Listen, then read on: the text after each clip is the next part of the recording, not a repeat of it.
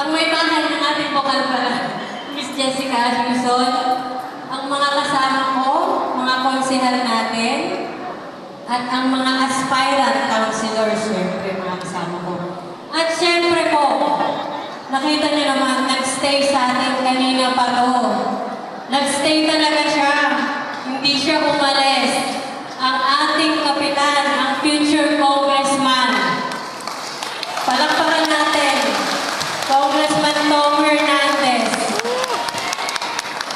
Isang magandang gabi po sa inyong lahat. May kote ko dapat ako eh. Hindi ko na gagamitin. Nag-kote ko ako para hindi ako maiyak. Para babasahin ko na lang. Pero parang napaka-espesyal ngayong gabi eh. Di po ba? Ang dami-dami nyo. As in, after so many months, napuno na namin lahat ng areas.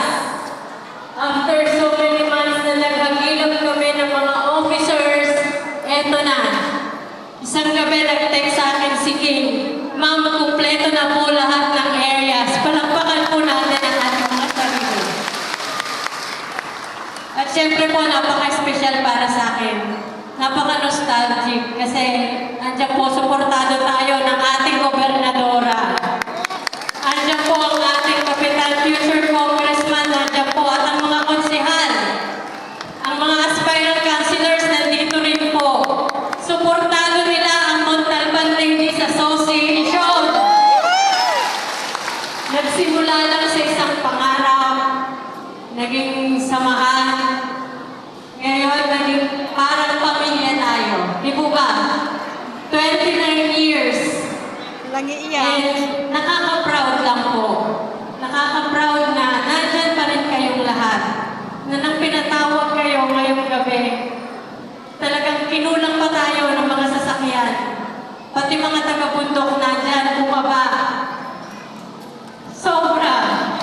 Overwhelming po ngayong gabi. Nagpapasalamat po ako sa inyong lahat. Alam ko madalas na pong sinasabi. Ang galing ni Mayora Benilda. Binuo niya ang Emily. Ang galing ni Mayora, siya ang puso ng Emily.